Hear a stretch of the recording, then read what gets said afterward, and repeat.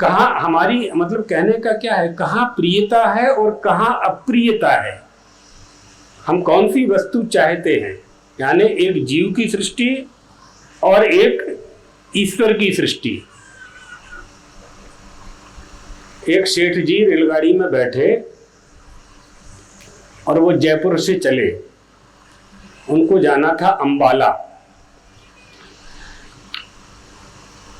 First class में बैठ गए, जयपुर से रेलगाड़ी चली, आगे की स्टेशन पर एक व्यक्ति उसी डब्बे में उसी कोच में आया, और जो फर्स्ट क्लास का कोच था उनका बर्थ नंबर था, उनके सामने वो आया। उसके साथ बहुत बड़ी पेटी थी, लंबी वजनदार थी। वो पेटी उसने सीट के नीचे रख दी और दोनों आपस में बात करते रहे, करते करते चले गए। सेठ जी सो गए और जो दूसरा व्यक्ति संदूक लेकर के चढ़ा था आगे की किसी स्टेशन पर उतर गया और संदूक को छोड़ गया, संदूक छोड़ गया। जो वस्तु तुम्हारी नहीं है उसको तुम अपनी कहने से क्या होता है वो हम बता रहे हैं आपको। जब ये सेठ जी उठे तो देखा उन्होंने यात्री तो चला गया है, संदूक छोड़ गया है। संदूक को हिलाया तो बहुत वजनदार थी। उन्होंने सोचा कि सोना चांदी हीरा मोती कुछ भरा होगा इसमें। तो एक स्टेशन, दूसरी स्टेशन, तीसरी स्टेशन देखा, देखते देखते वो व्यक्ति वापस लौट करके नहीं आया। संदूक वाला अंबाला आ गया। इन्होंने बाहर उतर करके देखा, वो व्यक्ति नहीं मिला। कुलियों को बुलाया, संदूक को बाहर निकाला और लेकर के जाने लगे।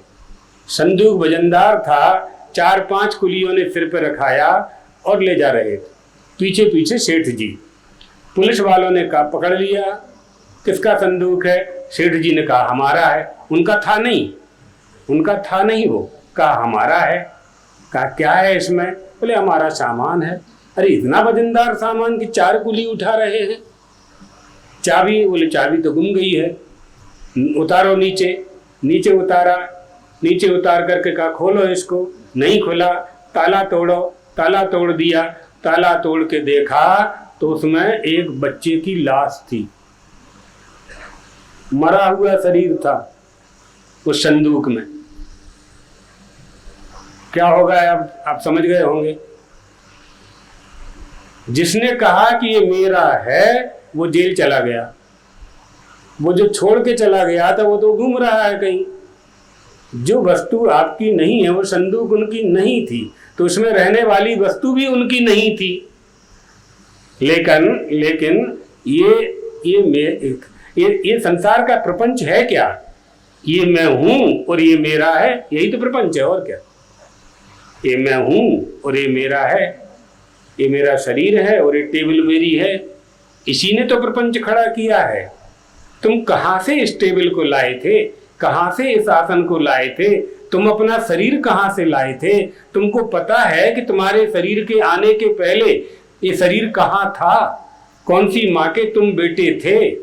ना माँ को पता है, ना बेटे को पता है। माँ उसका पालन कर रही है, बेटा उसको माँ कह करके उससे चिपट रहा है, दूध पी रहा है, और बड़ा होकर के दोनों बिछुड़ जा रहे हैं। ये प्रपंच में हो क्या रहा है?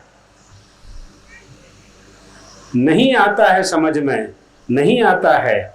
किसको समझ में आएगा? जो कथा कर सुनेगा, जो भगवान के मंदिर में जाएगा, जो संतों का संग करेगा। हाँ, संतों का भी, अच्छे संतों का संग करेगा। ऐसे नहीं। और लोग कहते हैं कि अच्छे संत कहाँ खोजें? हाँ, तो अच्छा कपड़ा कहाँ खोजते हो? है ना? खेत में बोने के लिए अच्छा बीज कहाँ से लाते हो? खोजते हो ना। 10 दुकान में जाकर के खोजते। अच्छी साड़ी कहाँ से लाती हो? 3 दुकानों में जाकर के साड़ी तय करती हो कि अच्छी साड़ी है। गुरु भी खोज लो, अच्छा वाला मिलेगा। नहीं खोजोगे तो क्या करोगे आप? देहात्मवादी जो गुरु होगा वो आपको संसार में ही फंसाएगा। जो अध्यात्मवादी गुरु होगा वो आपको ऊपर उठाएगा, ऊपर उठाएगा। इसलिए माता पिता की शरण, माँ की शरण, माँ की स्थापना होने वाली है ना, इसलिए तो कथा हो रही है, दुर्गा माँ की स्थापना होने वाली है। माता की शरण, ये माँ जो है जगत को धारण करने वाली है। संसार को कौन धारण करता है जानते हो? ये धरती रसातल में नहीं जाती है, जानते हो क्यों नहीं धस जाती है? नीचे क्यों नहीं जाती? नीचे तो पाताल है। इसको धारण करने वाला कौन है? इसको धारण करने वाली जगत जननी माँ है, वही धारण करती है, वही शक्ति है। वही शक्ति हमें शक्ति देती है, तभी हम कुछ कर पाते हैं, तभी हम कुछ कर पाते हैं। देवादिदेव महादेव भी जगदीश की पदवी माँ के पाणी ग्रहण के बाद ही प्राप्त करते हैं। चिता भस्मा लेपो भजत जगदीश का पदवी, माँ के पाणी ग्रहण के बाद भी। शिव शक्त्या युक्तो यदि भवति शक्तः प्रभवितुम, माँ की कृपा सबको चाहिए। संसार में सृष्टि का जो बीज है वो माँ है। प्रलय हो जाता है तो संसार कैसे बनता है? माँ से ही तो बनता है। तो माँ सबसे बड़ी, माँ सबसे बड़ी। भूमि में आप चले जा रहे हैं, पत्थर से भूमि में ठोकर लगेगी तो आप कहाँ गिरोगे? कहाँ गिरोगे? माटी का इतना बड़ा ढेला आपके पैर से टकरा जाए तो वो भूमि का ही ढेला है, आप गिरोगे भी भूमि पर ही, जमीन पर ही गिरोगे। आप छत के ऊपर खड़े हो और वहां से गिर पड़े तो कहाँ गिरोगे? जमीन पर ही गिरोगे आप, दूसरा कोई सहारा नहीं है। माँ की गोद में ही गिरोगे आप, माँ की गोद में ही गिरोगे। वृक्ष गिरेंगे, वृक्ष गिरेंगे हवा चलने से, तूफान आने से, तो कहाँ गिरेंगे? जमीन से ही पैदा हुए हैं, जमीन में ही गिरेंगे। कहाँ सहारा है? पिता जब बच्चों के, छोटे बच्चे को चांटा मारता है तो बालक रोता हुआ माँ की ही गोद में जाता है, तो माँ ही उसकी रक्षा करती है। तो वो जगत जननी माँ जगदम्बा, जब लौकिक माँ इतना ध्यान रखती है तो जगत जननी कितना ध्यान रखती होगी। इसलिए भगवत पादाद्य शंकराचार्य जी भगवान कहते हैं, भूमौ सखलत पादानाम भूमि रेवावलंबनम। माँ ही सबका आश्रय है, माँ ही सर्वत्र रक्षा करती है। इसलिए माँ की शरण में जाना चाहिए। राम कथा का जो मूल आधार है वो वाल्मीकि रामायण है। वाल्मीकि रामायण से कई रामायणें निकली हैं। तुलसीदास जी की रामायण, तुलसीदास जी महाराज ने वाल्मीकि रामायण में से खूब राम कथा को रामचरितमानस में लिपिबद्ध किया है। तो राम कथा का प्रारंभ कहाँ से होता है?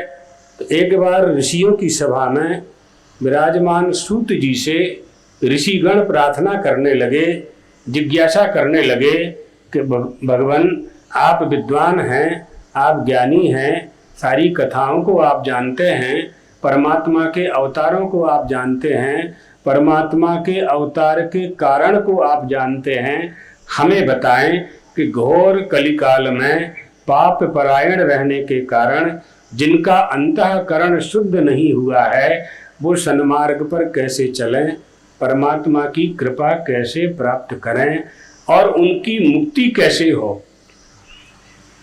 श्री रामचंद्र जी को किस उपाय से वो प्रसन्न कर सकें।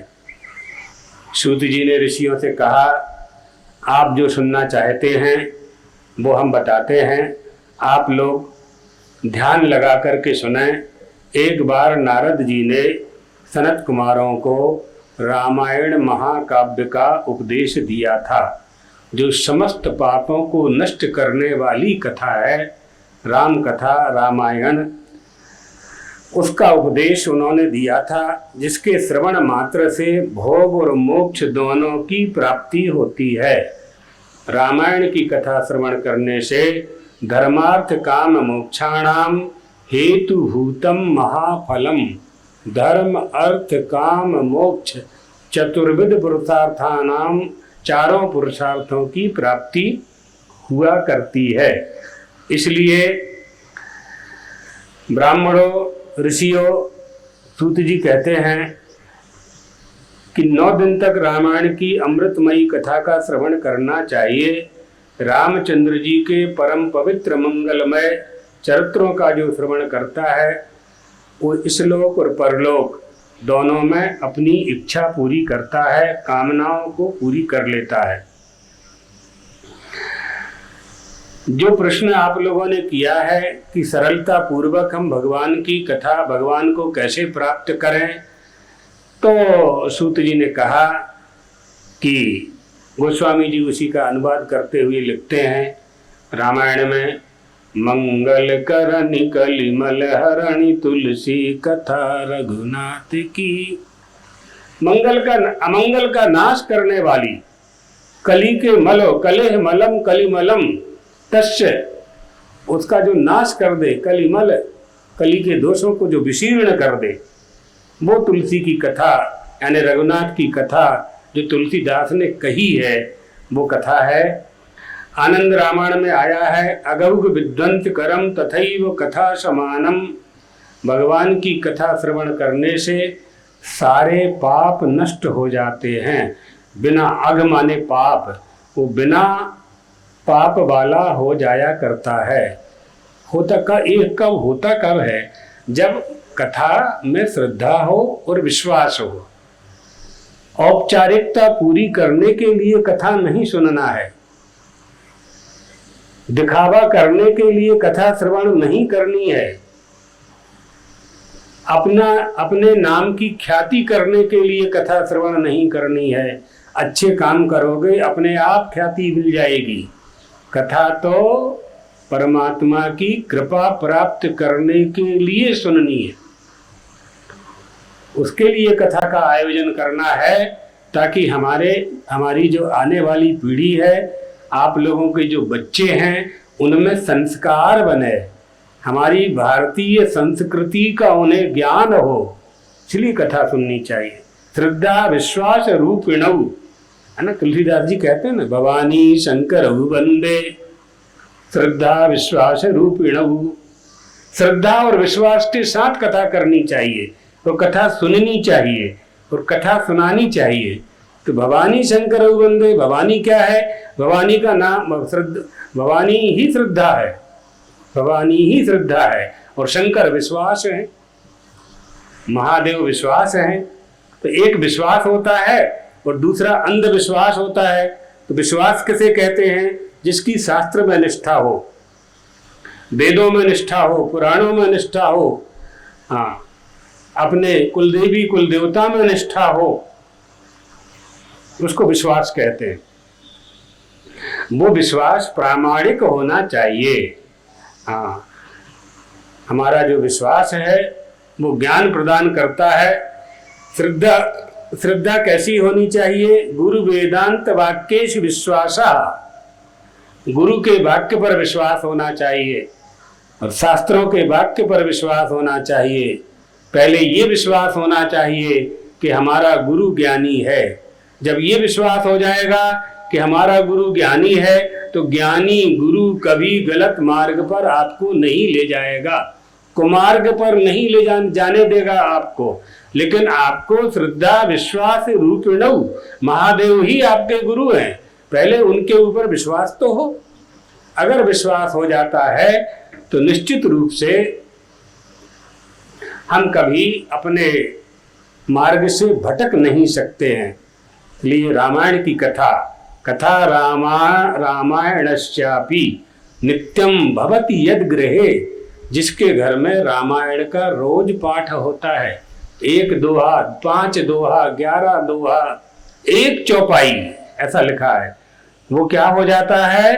तद गृहम तीर्थ रूपम ही दुष्टानाम पाप नाशनम। जिस घर में प्रतिदिन रामायण का पाठ होता है, वो घर तीर्थ हो जाता है और उस घर के सारे पाप नष्ट हो जाया करते हैं। जाने अनजाने में बहुत पाप हो जाते हैं मनुष्यों से, है ना।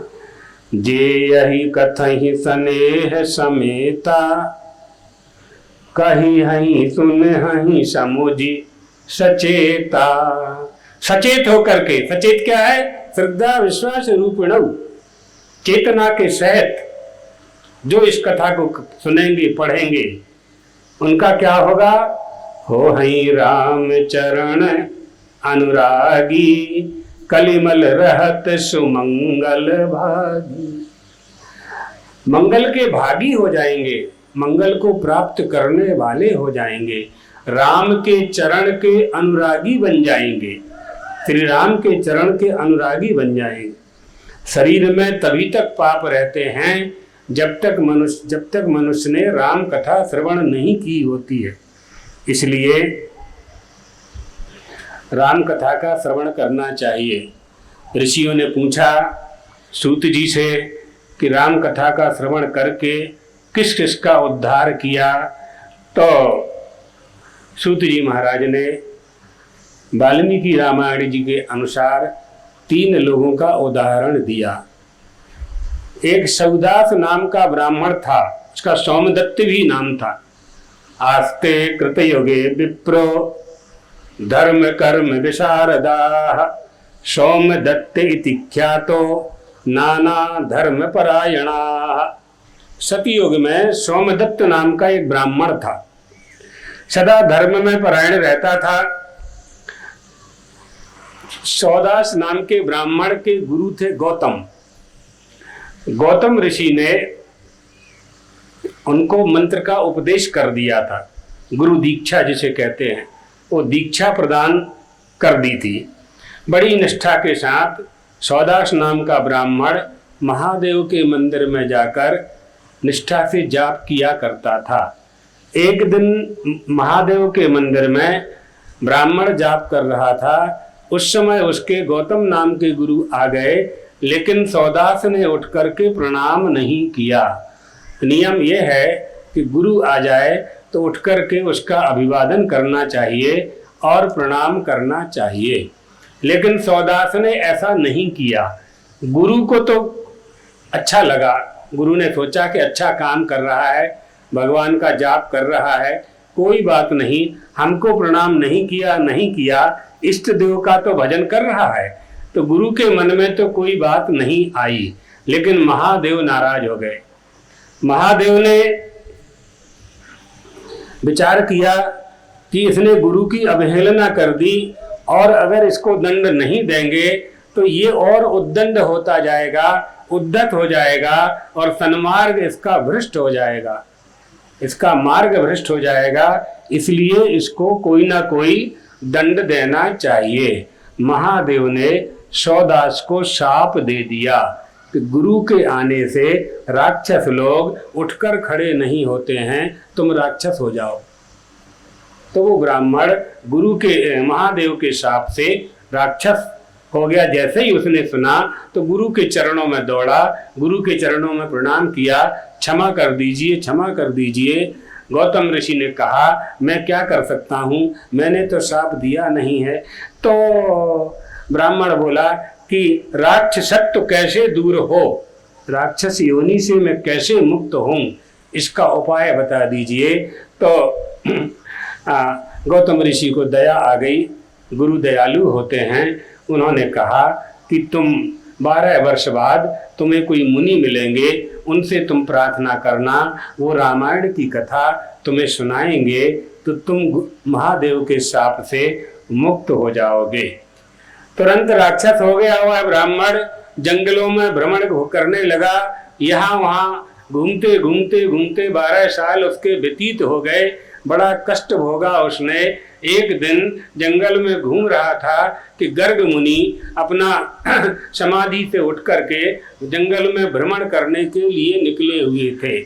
गर्ग नाम के मुनि को देख करके वो राक्षस दौड़ा कि मुझे आज मेरा भोजन प्राप्त हो गया है, ऐसा सोच करके उनको खाने के लिए दौड़ा। लेकिन वो तो भगवान श्री राम का भजन कर रहे थे, उनके मुखार विंद से नामोच्चारण हो रहा था, श्री राम जय जय राम ये ध्वनि निकल रही थी। राम शब्द निकलते ही वह राक्षस वहीं स्तंभित हो गया, वहीं खड़ा हो गया, आगे बढ़ नहीं सका। राक्षस ने विचार किया ये कोई बहुत बड़े तपस्वी महापुरुष हैं, कौन से मंत्र का जाप कर रहे हैं, जिस मंत्र के जाप से मैं स्तंभित हो गया हूँ, मैं आगे चल नहीं पा रहा हूँ, मैं बोल नहीं पा रहा हूँ, मेरे प्राण बिल्कुल निष्क्रिय होते जा रहे हैं। जब पास में वो मुनि आए तो उसने चरणों में प्रणाम किया। मुनि के दर्शन से उसकी बुद्धि शुद्ध हुई और कहने लगा, मैं राक्षस हूँ, शापवश राक्षस हुआ हूँ। मैंने जिसे चाहा उसको अपना भोजन बनाया है। आप कौन से मंत्र का जाप कर रहे हैं कि मेरे सामने आते ही, आपके सामने आते ही मैं स्तंभित हो गया हूँ। तो गर्ग मुनि ने कहा, हम परमात्मा श्री राम का भजन करते हैं। साष्टांग प्रणाम किया, लौट गया चरणों में। मेरे गुरु ने कहा था तुम्हें कोई महात्मा मिलेंगे, ऋषि मिलेंगे, मुनि मिलेंगे, उनके द्वारा तुम राम कथा का श्रवण कर लेना तो तुम शाप से मुक्त हो जाओगे। प्रभु, मैं आपके चरणों की शरण ग्रहण करता हूँ, आप मुझे राम कथा सुना दीजिए। गर्ग मुनि दयालु थे। उन्होंने उस शिवदास नाम के ब्राह्मण को, जो राक्षस हो गया था, उसको राम कथा श्रवण कराई। और जैसे ही राम कथा पूरी हुई, 9वें दिन ही राक्षस भाव का परित्याग करके वह भगवान नारायण के समान कांतिमान होकर के चारों भुजाओं में शंख चक्र गदा पद्म धारण करके बैकुंठ धाम चला गया। नारद जी कहते हैं, ऋषियों, वही बात सूत जी कहते हैं ऋषियों से, आप लोग भी रामायण की अमृतमयी कथा सुनिए। इसके सुनने से भगवान श्री राम जो सूर्य वंश में प्रकट हुए, जिन्हें दशरथ के पुत्र के नाम से जाना जाता है, साक्षात परब्रह्म परमात्मा थे, लीला करने के लिए दशरथ के पुत्र बने हुए थे। उनकी कथाएं श्रवण करने से हमारा यह देह राममय हो जाता है। सौदास की कथा से हमें क्या शिक्षा मिलती है कि तंत्र मंत्र आराधना, भगवान की पूजा करने से अभिमान नहीं आना चाहिए। जब सौदास नाम के ब्राह्मण को अभिमान आ गया कि मैं तो जाप कर रहा हूँ भगवान का, तो भगवान तो गुरु से बड़े हैं, भगवान गुरु से बड़े हैं, तो मुझे उठ कर के खड़े होने की आवश्यकता नहीं है। ऐसी बुद्धि में जब आ गया तो उसका फल ये हुआ कि महादेव ने उनको शाप दे दिया। गुरु गोविंद दोऊ खड़े काके लागू पाए, किसको प्रणाम करूं? तो गुरु को ही प्रणाम करने का उपदेश प्राप्त होता है, क्योंकि उन्होंने ही गोविंद का दर्शन हमें कराया है। ये गोविंद है, ये कौन बताएगा? ये श्री राम है, ये कौन बताएगा? ये देवकी नंदन श्री कृष्ण है, ये कौन बताएगा? ये मधु कैटभ का नाश करने वाली दुर्गा देवी है, ये कौन बताएगा? ये गुरु और शास्त्र बताएंगे। इसलिए गुरु और शास्त्र की कभी अवहेलना नहीं करना चाहिए। कई लोग पूछते हैं कि गुरु और शास्त्र को हम क्यों माने? अब आपको बनारस जाना है, काशी जाना है, आप रास्ता नहीं जानते हैं, किसी न किसी से पूछना पड़ेगा ना कि काशी जाने का रास्ता कौन सा है, कौन से मार्ग से हम जाएं। इसी तरह से हमें भगवान की प्राप्ति करनी है, उनकी कृपा प्राप्त करनी है, तो वेद शास्त्र धर्माचारी से ही के द्वारा ही तो हम जानेंगे। तो जो वेद शास्त्रों के ज्ञाता हैं, उनको जो जानने वाले हैं, उनकी शरण में जाना पड़ेगा। दूसरी कथा उन्होंने सुनाई, नारद जी ने सनत कुमारों को दूसरा इतिहास बताया कि राम कथा के माध्यम से और किसका उद्धार हुआ। तो बताते हैं कि एक सुमति नाम के राजा थे। आसीत पुरा द्वापरे च सुमतिर्नाम भूपति सौम्यवंतोद्भवा श्रीमान सप्तदीपैक नायकः। बड़े प्रतापी राजा थे, उनका जन्म चंद्र वंश में हुआ था। सप्तद्वीप के सम्राट थे, सत्यवादी थे, हमेशा राम कथा का सेवन करते रहते थे, भगवान श्री राम की सेवा किया करते थे, भगवान विष्णु की सेवा किया करते थे, और निरंतर श्री राम की कथाओं का श्रवण करते रहते थे। एक बार उनके महल में विभांडक नाम के मुनि आए।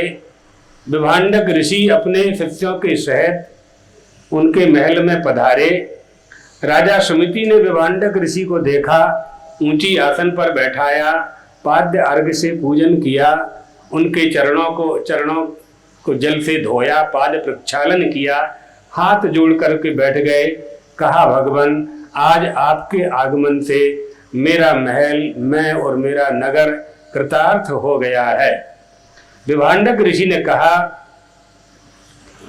राजन तुमने जो कुछ भी कहा है वो तुम्हारे कुल के अनुरूप ही है।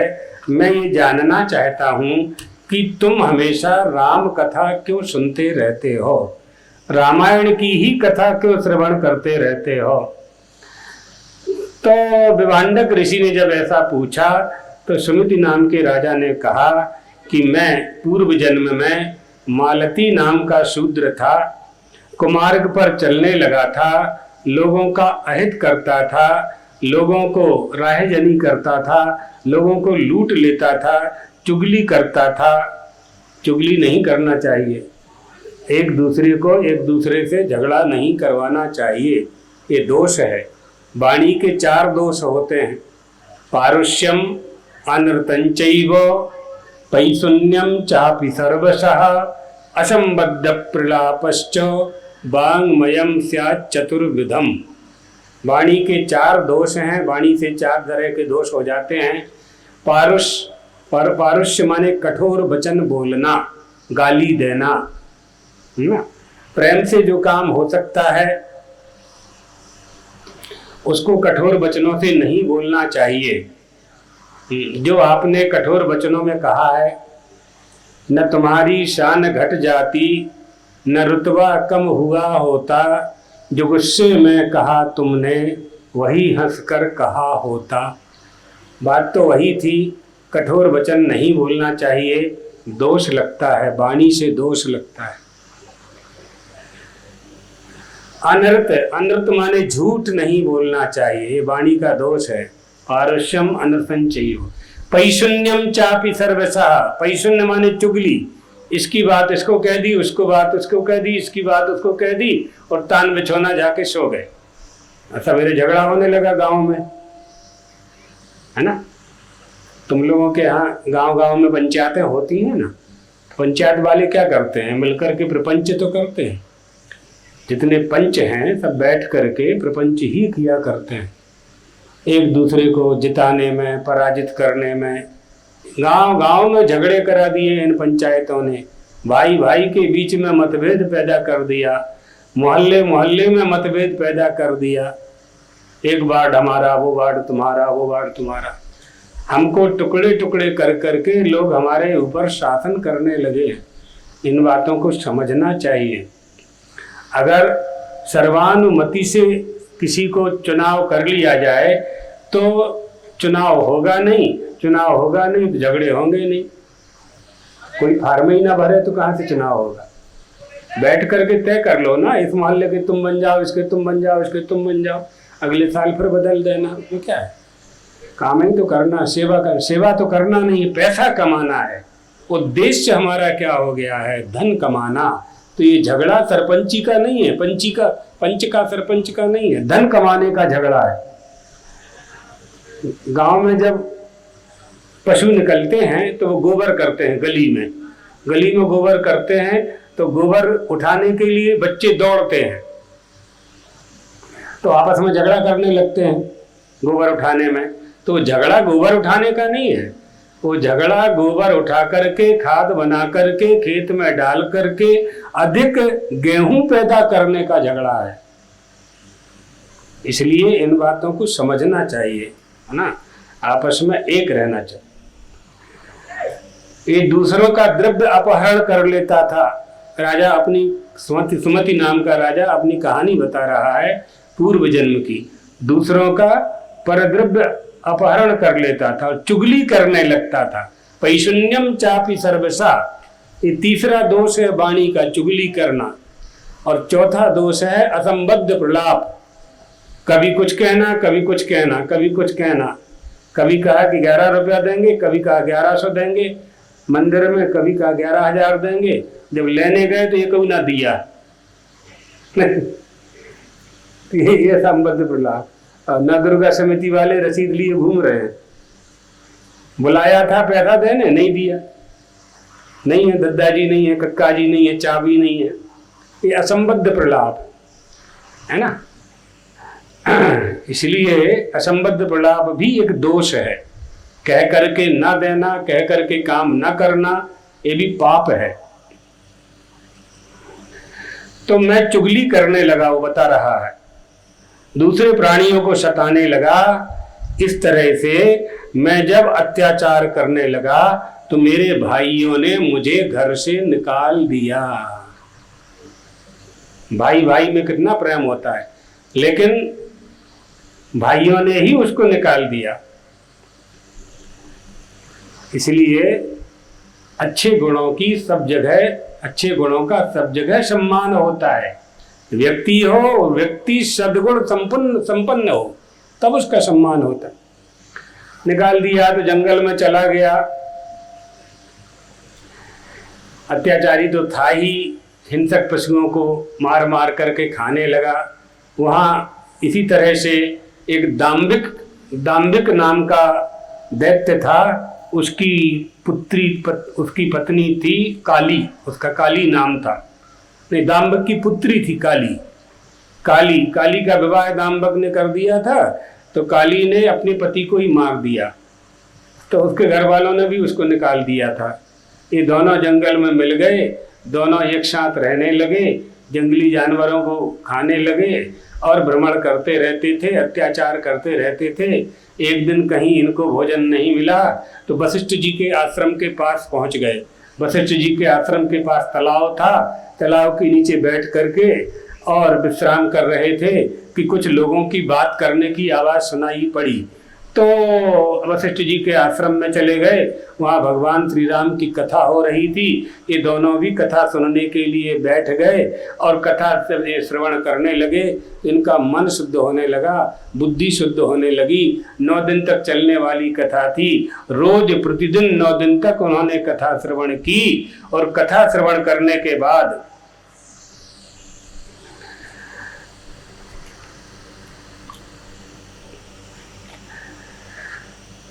कथा श्रवण करने के बाद 9 दिन तक भक्ति पूर्वक रामायण की कथा सुनी और उसी समय उन दोनों की मृत्यु हो गई। पूर्णाहुति के बाद भगवान वैकुंठाधिपति ने अपने दूत भेजे और उन दोनों को विमान में बैठा करके परम धाम में ले गए।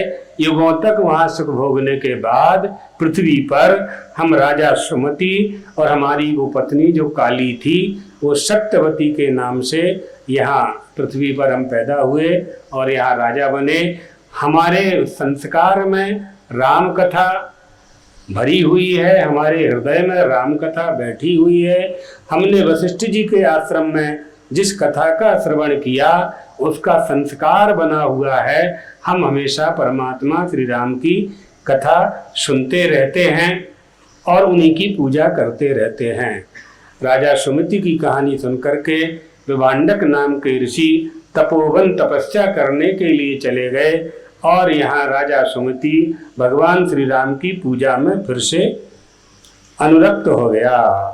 इस तरह से सनत कुमारों के कहने से नारद जी ने ये कथा सुनाई कि रामायण की कथा श्रवण करने से कैसे उस शूद्र का और काली का उद्धार हुआ।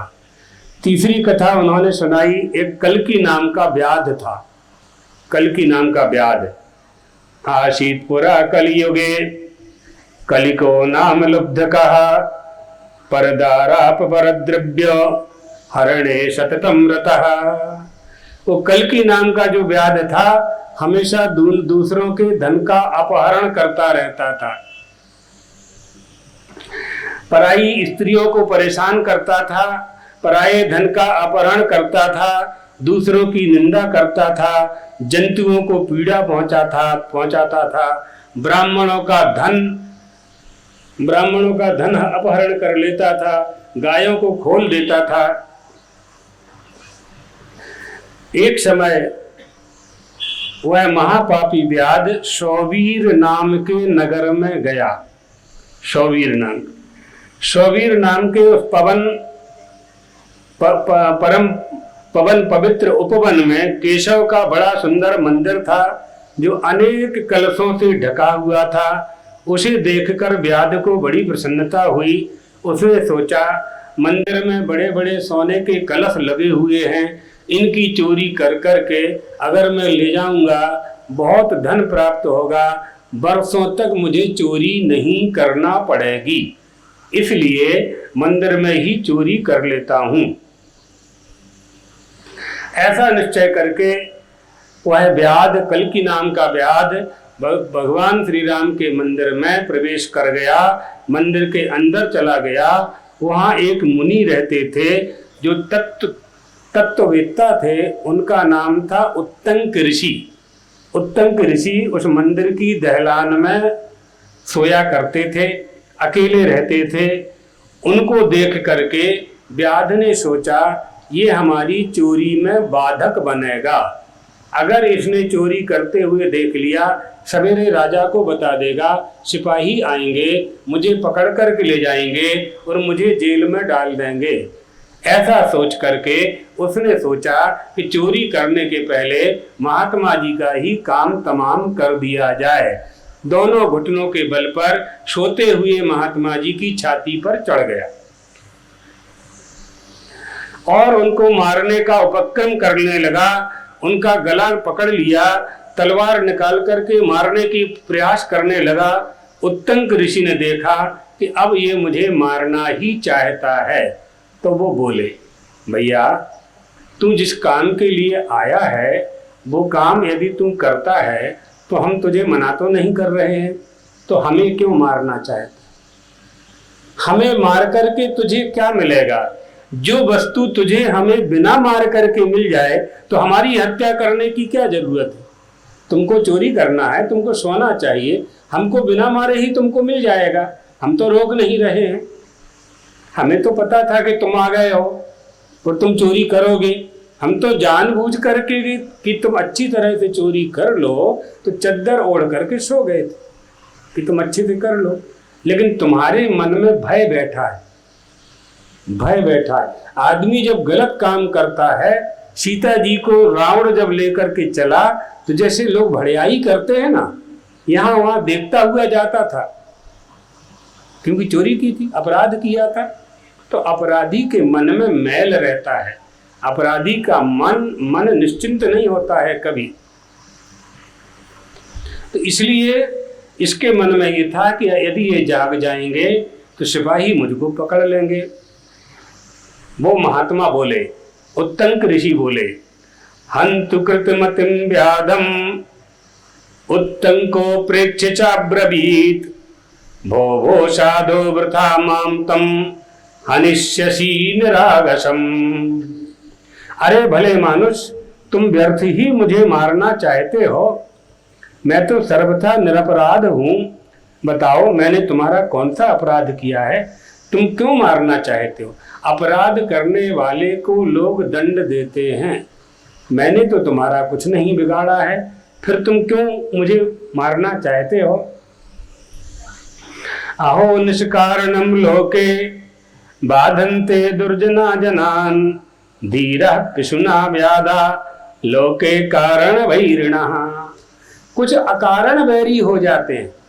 अकारण वैरी, पक्षी एक वृक्ष से दूसरे वृक्ष पर उड़कर जाता है, पक्षियों को मारने लगते हैं लोग। मछली पानी में रहती है, पानी में पैदा होती है, पानी में सोती है, पानी को खाती है, कांटा लेकर के उन्हीं को मारने के लिए लोग बैठ जाते हैं। तुम्हारा कौन सा नुकसान कर रही है? तुम्हारा कौन सा चोरी कर रही है मछली? तुम्हारे खेत का कौन सा दाना खा रही है? पानी के बिना तो एक क्षण वो जिंदा नहीं रह सकती है। आपके खेत में जाती नहीं है, खलिहान में जाती नहीं, क्यों मारते हो? क्यों मारते? क्या मिलता है तुम? भोजन के लिए तो आटा दाल चावल बनाया गया है, मछली नहीं बनाई गई भोजन के लिए। हाँ, बड़ी मछली छोटी मछली को खाती है। जीवो जीवस्य, शेर जो है जंगल का बड़ा जानवर छोटे जानवरों को खाता है, उनको अधिकार है, वो खा सकते हैं, क्योंकि वो तो उनका वही काम है, वही उनका भोजन है। मनुष्य का वो भोजन नहीं है। मनुष्य का मांस भोजन नहीं है। ये तो जीव के स्वाद के लिए जीवों पर अत्याचार करके, जीवों को मार करके भोजन करते हैं लोग। अच्छा, एक विचार कर लो, बहुत छोटी सी बात बताते हैं जो आप लोग सब जानते हो। हम बोल रहे हैं तो आपको याद आ जाएगा, बस हम याद दिला रहे हैं। मरी हुई वस्तु को अपने लोग कहाँ ले जाते हैं? अपने गांव में, किसी के भी गांव में होती ही है, 100-200-100-125 साल में मृत्यु होती ही, लोग मरते ही हैं। कोरोना में कितने लोग मर गए। कहाँ ले जाते हैं उनको? शमशान ही ले जाते हैं ना। तो मुर्गी को मार करके कहाँ रख रहे हो आप? पेट में। तो तुम्हारा पेट शमशान है क्या? ये विचार करो। अब अपना मनुष्य का पेट शमशान घाट है क्या? भाई, मरी हुई वस्तु शमशान में रहती है, ये सब लोग जानते हो आप लोग। विचार करना चाहिए हम क्या करने जा रहे हैं, क्या करना चाहिए हमें। इसी तरह से लोग नशा करते हैं, शराब पीते हैं, दारू पीते हैं। अरे घी दूध खाओ ना भैया खूब, क्यों अपना धन बर्बाद कर रहे हो? आप पियोगे, आपका बेटा पिएगा, क्या फायदा, क्या मिलेगा इससे? कितनी देर नशा रहता है और नशा से क्या होता है? उपलब्धि क्या है? शरीर बिगड़ता है, आंतें बिगड़ती हैं, किडनी बिगड़ती है तुम्हारी नशा करने से। इसलिए वो महात्मा जी कह रहे हैं व्याध से, हमने तेरा कौन सा बुरा किया है, हमें क्यों मारना चाहता है तू? दुष्ट लोग संसार में जीवों को बिना अपराध के मारते हैं। मल्लाह मछलियों का शत्रु बन जाता है, चुगलखोर सज्जनों का शत्रु बन जाता है, शिकारी मृगों का शत्रु बन जाता है। ये सब अकारण बैरी बन जाते हैं। मुनेरपि वनस्तस्य स्वानि कर्माणि कुर्वतः उत्पद्यन्ते त्रयो पक्षा मित्रो उदासीन शत्रवः।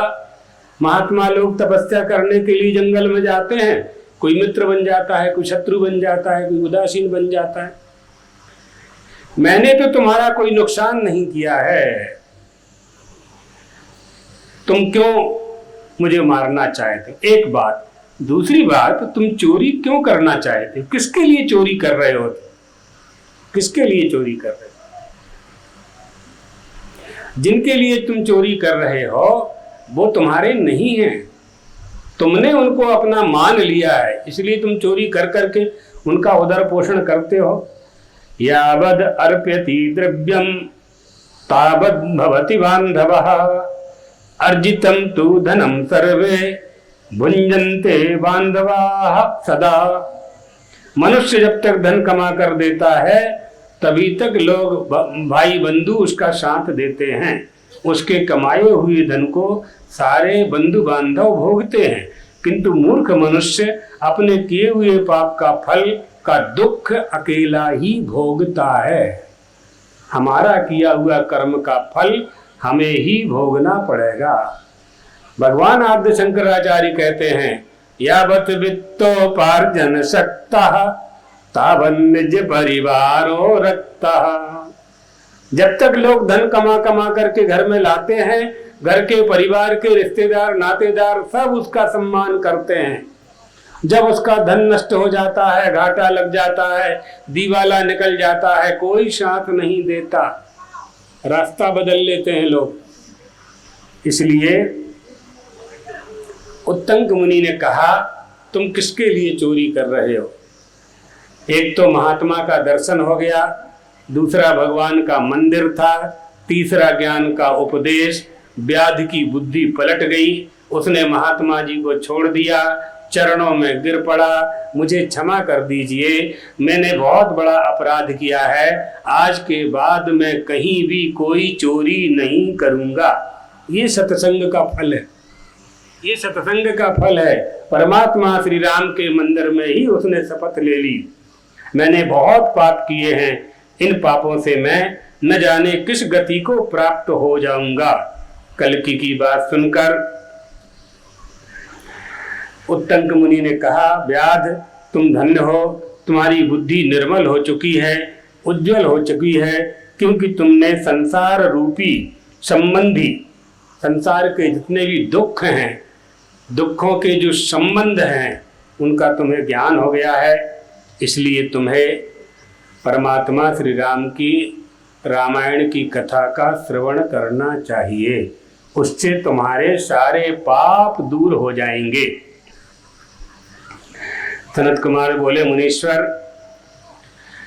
उत्तंक मुनि का ऐसा उपदेश सुनकर के उस व्याध ने राम कथा 9 दिन तक श्रवण की और उसके सारे पाप दूर हो गए। सनत कुमार बोले, मुनीश्वर, ऋषियों ने पूछा कि रामायण का पाठ कैसे करना चाहिए, तो उन्होंने बताया कि रामायण विधिम चैव, महर्षियों, आप लोग एकाग्र चित्त होकर के राम कथा श्रवण की विधि सुने, जो संपूर्ण लोकों में विख्यात है, स्वर्ग और मोक्ष प्रदान करने वाली यह कथा है। स्वस्ति वाचन करके संकल्प करके हम 9 दिवस तक रामायण की अमृतमयी कथा श्रवण करेंगे, ऐसा संकल्प करें। प्रतिदिन स्नान करें, भगवान सूर्य को अर्घ्य दे, अपामार्ग की शाखा से दतौन करें, विधि पूर्वक स्नान करें और गुरु मंत्र का जाप करके, नारायण का स्मरण करके, अपनी इंद्रियों को संयम रख करके भूमि पर शयन करें, कंबल पर विश्राम करें, एक समय भोजन करें, एक समय फलाहार करें, प्रतिदिन कुलदेवी कुलदेवता का स्मरण करें, नमो नारायणाय इस मंत्र से पूजा करें और ऐसा करने से उस यजमान के समस्त पाप नष्ट हो जाया करते हैं। इस प्रकार मन इंद्रियों का संयम रखते हुए रामायण की कथा सुननी चाहिए। नास्ति गंगा समम तीर्थम, नास्ति मात्र समो गुरु, नास्ति विष्णु समो देवो, नास्ति रामायणात् परम। गंगा के समान कोई तीर्थ नहीं है, माता के समान कोई गुरु नहीं है, भगवान विष्णु के समान कोई देवता नहीं है और रामायण के समान दूसरा कोई ग्रंथ नहीं है। रामायण की कथा सुनने के बाद वेदज्ञ ब्राह्मणों को सम्मान करना चाहिए, दक्षिणा देनी चाहिए, गौदान करनी चाहिए, रामायण की पुस्तक दान करनी चाहिए। नारद जी कहते हैं, सनत कुमारों, रामायण की कथा सुनने से यजमान अपनी कामना की पूर्ति कर लेता है। नियम से रहते हुए, ब्रह्मचर्य का पालन करते हुए 9 दिन तक भगवान की कथा श्रवण करनी चाहिए। एक बार कथा श्रवण करने से मनुष्य सारे पापों से मुक्त हो जाता है। दूसरी बार कथा श्रवण करने से उसे पुंडरीक यज्ञ का फल मिलता है। 3 बार कथा सुनने से अश्वमेध यज्ञ का फल मिलता है। 4 बार कथा श्रवण करने से अग्निष्टोम के पुण्य का भागी होता है। 5 बार कथा श्रवण करने से यज्ञों का फल प्राप्त करता है और 6 बार कथा श्रवण करने से अग्निष्टोम यज्ञ के 8 गुना फल प्राप्त करता है। 8 बार कथा श्रवण करने से नरमेध यज्ञ का फल प्राप्त करता है और 9 बार कथा श्रवण करने से गोमेध यज्ञ के पुण्य का भागी बन जाता है। जो मनुष्य प्रतिदिन अपने घर में, अपने गांव में, समूह से या अकेले रामायण का पाठ करता है, श्रवण करता है, गंगा में, सरोवर में स्नान करता है, नदी में स्नान करता है, धर्म का उपदेश श्रवण करता है, धर्म पर चलने का उपदेश दूसरों को देता है, ऐसे लोग संसार सागर से मुक्त हो जाया करते हैं। सूत जी कहते हैं, ऋषियों, नारद जी के द्वारा इस तरह ज्ञानोपदेश देकर सनत कुमार जी को तत्काल ही परमानंद की प्राप्ति हुई। इसलिए हे ऋषियों, तुम सब रामायण की अमृतमयी कथा का श्रवण करो। एकाग्र चित्त होकर के जो रामायण को सुनता और पढ़ता है, सर्व पाप विनिर्मुक्तो विष्णु लोकम सगच्छति, वैकुंठ को प्राप्त करता है, विष्णु लोक को प्राप्त कर लेता है। मनुष्य का ये जो शरीर है, ये शरीर जो है, ये जो देह है, बहुत दुर्लभ है। मनुष्य बन जाना ये जीवन की बहुत बड़ी घटना है। मनुष्य का जीवन का जो मूलाधार है वो श्वास है, प्रत्येक श्वास में राम का नाम लेना चाहिए। श्वास श्वासा से सोहम हुआ, सोहम से ओंकार, ओंकार से रा हुआ, साधो करो विचार। इसलिए श्वास का उपयोग, यानी आपकी आयु कितने साल की है ये तय नहीं है। आपकी श्वास प्रतिदिन 21,600 बार चलती है, तो श्वास पर आपकी आयु का निर्धारण किया गया है। तो कितनी श्वास चलेगी, जितनी श्वास चलेगी उतने ही आप जिंदा रहेंगे। श्वास की वृद्धि करने के लिए ही प्राणायाम किया जाता है। योगी लोग प्राणायाम करते हैं, 30 सेकंड से लेकर 3 मिनट तक आगे धीरे धीरे धीरे बढ़ाते जाते हैं। जितना श्वास आप रोक पाएंगे उतनी ही आयु की वृद्धि होती जाती है, ऐसा योग है ये। इसलिए श्वास की कीमत समझनी चाहिए। जिस दिन तेरी श्वासा चली जाएगी उस दिन तेरी सूरत बदल जाएगी, है ना। देखा ना शरीर कैसा हो जाता है, जब प्राण निकल जाते हैं तो शरीर कैसा हो जाता है। इसलिए जब श्वास का महत्व हमें प्राप्त होता है तो फिर हम इस श्वास का सदुपयोग करते हैं, उपयोग करते, अच्छा उपयोग करते हैं, है ना। इसके महत्व को समझना चाहिए। हाँ, श्वास चलती बैठत ही 12 चलत, 18 16 में 36, और भोगन में 64 चले, क्यों न भजे जगदीश। ये श्वास व्यर्थ जा रही है, छोटे मोटे कामों में जा रही है। छोटे मोटे काम करना है, उसको मना नहीं कर रहे।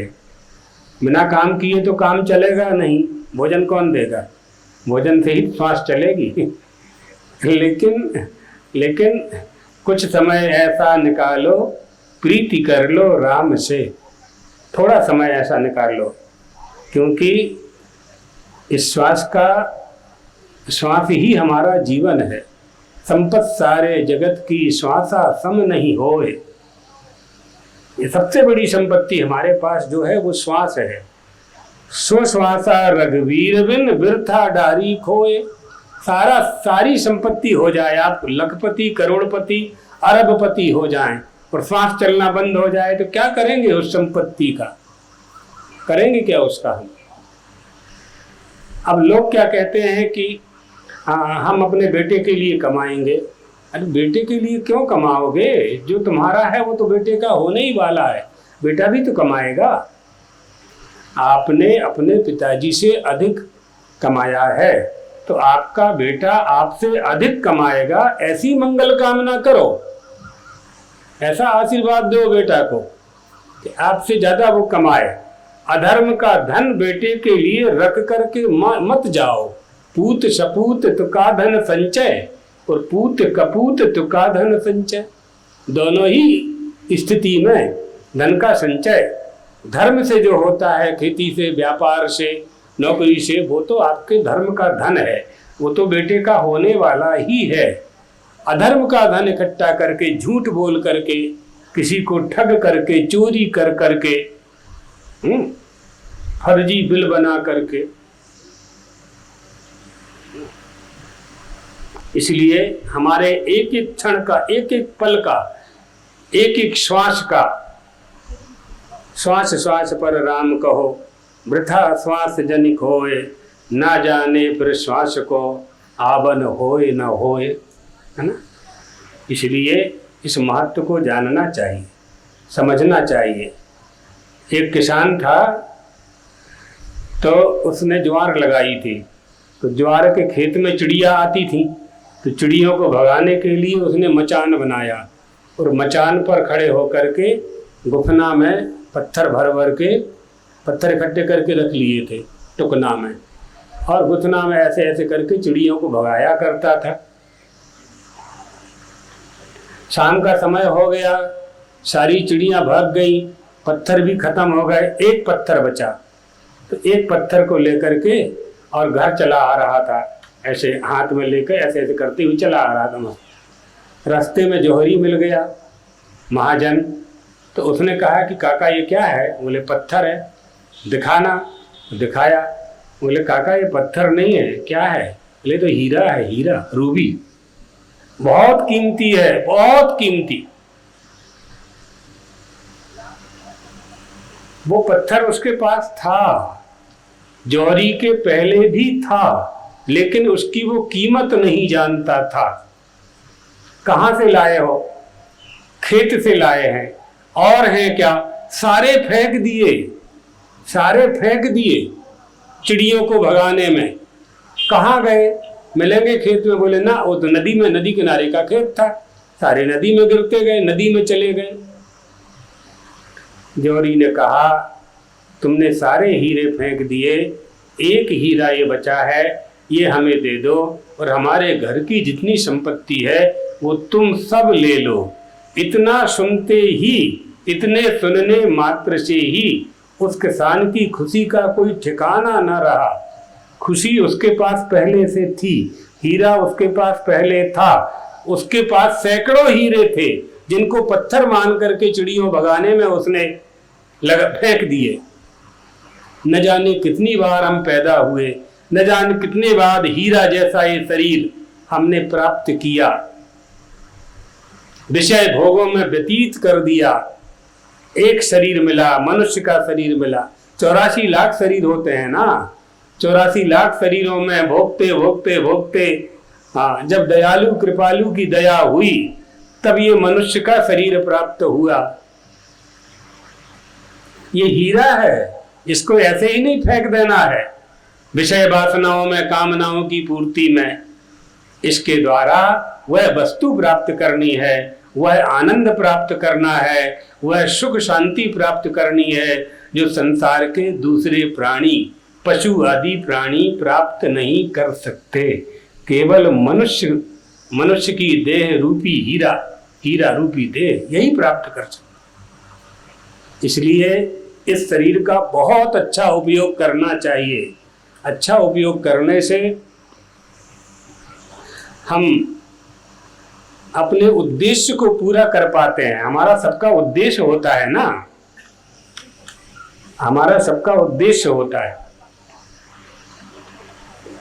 बिना उद्देश्य के हम कोई काम नहीं करते हैं, मनुष्य कोई काम नहीं करता है। वो नहीं करना चाहिए, नहीं करना चाहिए। हमारे जीवन को सुखी बनाना और अपने सुख में से दूसरों को सुख देना। परमात्मा श्री राम, जो आनंद सिंधु सुख राशि, सीकर ते त्रयी लोक सुपासी। आनंद का सागर जिनके पास है, उनके आनंद के सिंधु की एक बिंदु से पूरा त्रैलोक सुखी हो जाया करता है। उस आनंद को हमें प्राप्त करना है और वह केवल मनुष्य ही प्राप्त करता है। कैसे रामायण बनी, रामायण का निर्माण कैसे हुआ? वाल्मीकि जी ऋषि थे। वाल्मीकि जी ऋषि के बारे में कथा आती है पुराणों में कि वाल्मीकि जी को सप्त ऋषि मिले, और दूसरे पुराण में आता है कि नारद जी मिले। तो वाल्मीकि जी लोगों का सामान छीन लिया करते थे उदर पोषण के लिए। सप्त ऋषियों के सामने खड़े हो गए, जिनके पास जो जो सामान है हमको दे दिया जाए। सप्त ऋषियों के पास क्या था? दंड कमंडल था, कपड़ा था, लंगोटी थी, 2-4 कोई कंदमूल फल रहे होंगे, दे दिए। सप्त ऋषियों ने पूछा वाल्मीकि जी से, आप चोरी करते हो, लोगों को रास्ता में रोक लेते हो, ये जो काम आप करते हो इसका पाप लगेगा, किसके लिए करते हो? कहा परिवार के लिए। तो ऋषियों ने कहा हम जानना चाहते हैं कि ये करने से जो पाप लगेगा उसका फल आपके परिवार वाले भोगेंगे कि नहीं भोगेंगे? आपके पाप के फल में वो शामिल हैं कि नहीं हैं? तो वाल्मीकि ने कहा हम नहीं जानते हैं। कहा पूछ के आ जाओ। तो पूछने के लिए चले जाते हैं, परिवार को इकट्ठा करते हैं, परिवार से कहते हैं भाई हम आपका भोजन सामग्री, कपड़ा लत्ता सब देते हैं, तो हम तो चोरी कर कर के लाते हैं, तो चोरी करने का पाप लगेगा, तो पाप का फल आप सब शामिल हो कि नहीं? तो उन्होंने कहा कि आप घर के बड़े हो, बड़े का काम है सबका भोजन कराना, हमारा भरण पोषण करना आपका काम है, आप कैसे लाते हो वो आप जानो, हमको उससे क्या लेना देना। वाल्मीकि जी के मन में वैराग्य आ जाता है, ऋषियों के पास लौट करके आते हैं और कहते हैं कि हमारे घर के लोग हमारे पाप में शामिल नहीं हो रहे हैं। ऋषियों के दर्शन करने से उनकी बुद्धि शुद्ध हो जाती है, उनके जो कलमश थे वो नष्ट हो जाते हैं। ऋषि उनको उपदेश देते हैं और आगे बढ़ जाते हैं। सप्तऋषि वाल्मीकि जी को समझा करके जाते हैं कि किसी को तकलीफ पहुंचाना, धन बटोरना ये पाप का फल है और ये पाप आप जो करते हो तो इसको आपको ही भोगना पड़ेगा। वाल्मीकि जी पूछते हैं हमें क्या करना चाहिए। कहा कि राम का नाम जपो, आप उपदेश कर दीजिए। मंत्र दे देते हैं, उपदेश कर देते हैं, राम राम राम राम। भूल जाते हैं थोड़ी देर में, ऋषि तो चले गए तो भूल जाते हैं, तो मरा मरा मरा मरा, तो मरा एक बार जाने के बाद फिर राम ही बन जाता है। राम राम कर लेते हैं। उल्टा नाम जपत जग जाना, वाल्मीकि भय ब्रह्म समाना। वाल्मीकि ऋषि तपस्या करने के लिए चले जाते हैं। जहाँ तपस्या कर रहे थे वहाँ एक बार नारद जी का आगमन होता है। नारद जी आते हैं, वाल्मीकि नारद जी को देख करके उन्हें नमस्कार करते हैं, प्रश्न करते हैं कि मैं ये जानना चाहता हूँ।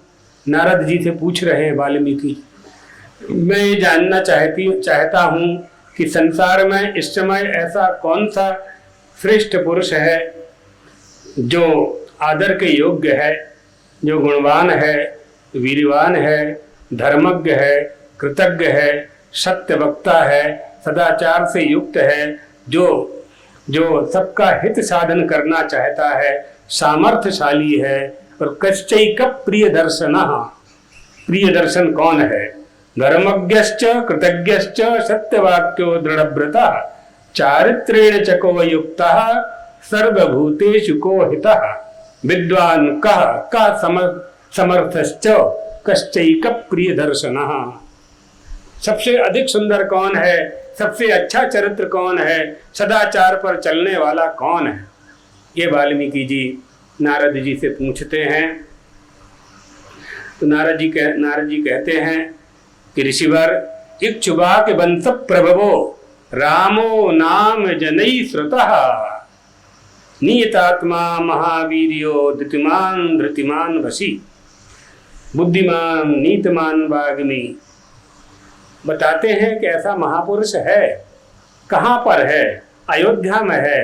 क्या नाम है उनका? उनका श्री राम नाम है। वाल्मीकि जी के प्रश्नों का उत्तर उन्हें प्राप्त हो जाता है।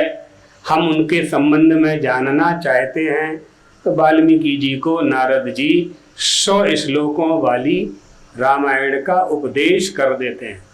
100 श्लोक वाली जो रामायण है, सबसे श्लोकी, उसका उपदेश नारद जी वाल्मीकि ऋषि को करते हैं। वाल्मीकि ऋषि अपने आश्रम में लौट आ जाते हैं। तमसा नदी के किनारे उनका आश्रम था। नारद जी उपदेश देकर के पर्यटन करते हुए आगे बढ़ जाते हैं। उनके वचनों को सुनकर के अपने आश्रम में आकर के विचार करने लगते हैं कि जिस रामायण का उपदेश, जिस श्री राम के महापुरुष के प्रभाव का उपदेश नारद जी ने दिया है, उनका चिंतन करने लगते हैं। शाम का समय हो जाता है, स्नान की बेला होती है। कपड़ा और कमंडलू लेकर के स्नान करने के लिए तमसा नदी के किनारे चले जाते हैं और नदी के किनारे कपड़ा और कमंडलू रख कर के भ्रमण करने लगते हैं। उसी समय क्या देखते हैं? तस्याभ्यासे तु मिथुनम। वहाँ देखते हैं कि एक क्रौंच पक्षियों का एक जोड़ा था जो कभी एक दूसरे से अलग नहीं होता था।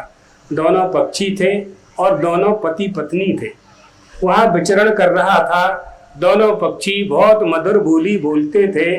भगवान वाल्मीकि ने पक्षियों के उस जोड़े को देखा। तस्मात् तु मिथुनादेकम पुमांसम पाप निश्चयः जघान वैरनिलयो निषादस्तस्य पश्चातः। वहां देखा उन्होंने कि एक निषाद चला आ रहा है। वह निषाद अकारण ही जंतुओं का बैरी था। पक्षियों के उस जोड़े में से एक नर पक्षी को मुनि के देखते देखते उस व्याध ने बाण मार दिया और बाण के लगने से उस पक्षी की मृत्यु हो गई। और उस पक्षी के यानी पति की मृत्यु को देख करके उसकी जो पत्नी थी क्रौंची, वो विलाप करने लगी, रुदन करने लगी। और ऐसा रुदन किया, ऐसा विलाप किया कि मुनि का हृदय पिघल गया, उनको दया आ गई और दया के साथ क्रोध भी आ गया। पक्षी की दुर्दशा देख करके धर्मात्मा ऋषि को बड़ी ग्लानि हुई। करुणा का अनुभव करने वाले ब्रह्मर्षि के मुंह से निकल गया, अरे तूने ये क्या अधर्म कर दिया। ऐसा निश्चय करके रोती हुई क्रौंची की ओर देखते हुए उस वाल्मीकि ऋषि ने व्याध को शाप दे दिया। महात्माओं को किसी को शाप नहीं देना चाहिए, लेकिन वाल्मीकि ऋषि के मुंह से निकल गया, मां निषाद प्रतिष्ठा त्वं अगमः शाश्वती समाः। अरे निषाद, तुझे कभी शांति ना मिले, तू कभी सुख को प्राप्त ना हो, सुख को प्राप्त नहीं करेगा, तुझे नित्य निरंतर कभी शांति ना मिले, क्योंकि तूने इस क्रौंच के जोड़े में से एक को जो काम से मोहित था, बिना किसी अपराध के उसकी हत्या कर डाली। तूने अच्छा काम नहीं किया, तुझे कभी शांति प्राप्त नहीं होगी। ऐसा कहकर के वाल्मीकि ऋषि का मन विषाद से यानी बहुत दुखी हो गया। दूसरा दुख, एक दुख तो यह हुआ कि वो पक्षी मर गया, उसकी पत्नी को रोते हुए देखा। दूसरा दुख उनको हो गया कि अरे मैंने शाप दे दिया, मुझे शाप नहीं देना चाहिए। संसार है, संसार की गति ऐसी ही चलती है, आना जाना, जन्म मृत्यु किसकी कहाँ होगी, कौन किसकी मृत्यु में निमित्त बनेगा, ये सब प्रारब्ध वशात होता है। मैंने शाप क्यों दे दिया? जो काम ईश्वर को करना चाहिए दंड देने का, वो मैंने कर दिया। उनके मन में ग्लानि होने लगी। जैसे तैसे स्नान किया, लौट करके अपने आश्रम में आए तो वट वृक्ष के नीचे बैठ गए। बैठ करके चिंतन कर रहे थे। संध्या बंदन में किसी काम में उनका मन नहीं लग रहा था। भरद्वाज जी उनके सामने आ गए, उनके ब्रह्मचारी लोग आ गए। अपने गुरु को उदास देख करके कारण नहीं जान पा रहे थे। उसी समय ब्रह्मलोक से ब्रह्मा जी आ गए। ब्रह्मा जी ने देखा वाल्मीकि जी दुखी हैं, ध्यान लगाया, समझ गए इन्होंने पक्षी को शाप दे दिया है, इसलिए इनको दुख हो रहा है। तो ब्रह्मा जी ने उनको समझाया, उनको सचेत किया कि आपने शाप नहीं दिया है, आपने बहुत बड़े महाकाव्य का निर्माण कर दिया है। कौन सा महाकाव्य निर्माण कर दिया है? श्लोके वास्त्वयं बद्धो नात्र कार्या विचारणा। तुमने जो श्लोक कहा है, इस श्लोक के माध्यम से परमात्मा श्री राम की कथा का तुम प्रणयन करो। तुमने बहुत बड़े काव्य के निर्माण का शुरुआत यानी श्री गणेश किया है, आप उसका भगवान श्री राम के चरित्र का गायन करो। मैं तुम्हें आशीर्वाद देता हूँ। भगवान श्री राम जो गुह्याति गुह्य लीला का भी गुह्याति गुह्य लीला करते हैं, उन लीलाओं का भी तुम्हें ज्ञान हो जाएगा। ऐसा मैं तुम्हें आशीर्वाद देता हूँ। ऐसा कह करके और ब्रह्मा जी ने आशीर्वाद दिया और कहा कि जिस रामायण का तुम प्रणयन करोगे, जिस रामायण को जिसकी रचना आप करोगे, उसका प्रचार प्रसार त्रैलोक्य में होगा। और कब तक रहेगा? यावत् स्थास्यन्ति गिरयः सरितश्च महीतले तावद रामायण कथा। जब तक पर्वत हैं, जब तक नदियां हैं, जब तक सूर्य हैं, जब तक चंद्रमा हैं, तब तक रामायण की कथा इस लोक में पढ़ी जाएगी और सुनी जाएगी। इसलिए आप रामचरित्र का प्रणयन करो। ऐसा कहकर भगवान ब्रह्मा जी वहीं अंतर्ध्यान हो गए। उनके अंतर्ध्यान होने से वाल्मीकि मुनि को बड़ा विस्मय हुआ। शुद्ध अंतःकरण वाले महर्षि वाल्मीकि के मन में विचार हुआ कि मैं ऐसे श्लोकों में संपूर्ण काव्य की रचना करूं। यह सोच करके महर्षि ने भगवान रामचंद्र जी के चरित्र को लेकर के महाकाव्य की रचना की। और ये प्रमाण मिलता है कि उन्होंने 100 करोड़ श्लोकों की रचना की। रामायण शतकोटि अपारा। लेकिन अभी 24,000 श्लोक वाल्मीकि रामायण में प्राप्त होते हैं। रामायण का अर्थ होता है राम का अयन, यानी राम का स्थान, राम का घर। उसमें जो कांड हैं वो कक्षाएं हैं। जैसे मकान में कई कमरे होते हैं, वैसे ही रामायण की भी कक्षाएं हैं। इस तरह से वाल्मीकि जी ने बहुत विशाल ग्रंथ का निर्माण कर दिया। अब उनके सामने ये समस्या आई कि जिस ग्रंथ का मैंने निर्माण किया है, जिस रामायण का प्रणयन मैंने किया है, इसका प्रचार प्रसार कैसे हो। ये चिंतन कर ही रहे थे कि उनको किसी बट वृक्ष के पास से किसी स्त्री के विलाप करने की आवाज सुनाई पड़ी। वाल्मीकि जी रोने की आवाज से सुन करके उसी आवाज को, उसी स्वर को मार्ग बना करके वहाँ पहुँच जाते हैं। वहाँ सीता जी विलाप कर रही थीं। कथा ऐसी है कि रावण का उद्धार करके लंका पर विजय प्राप्त करके जब श्री राम अयोध्या आ गए, अयोध्या आए तो अयोध्या में उनका राज्याभिषेक कर दिया गया। एक बार सीता जी के साथ सरयू नदी के किनारे भ्रमण करने के लिए गए। सीता जी ने सरयू के किनारे के जंगल को देख करके, अरण्य को देख करके मन में प्रसन्नता का अनुभव किया और श्री राम से कहा, प्रभु मैं कुछ दिन के लिए पुनः वन में निवास करना चाहती हूँ। मैं पुनः वन में निवास करना चाहती हूँ। उस समय सीता जी गर्भवती थीं। श्री राम लौट करके महल आए और उन्होंने सोचा कि सीता जी की इच्छा कैसे पूरी करें, कहाँ इनको भेजें, कोई कारण भी तो होना चाहिए भेजने का। उनका दुर्मुख नाम का एक दूत था। दुर्मुख नाम का दूत रोज नई नई सूचनाएं लेकर के आता था, श्री राम को बताता था।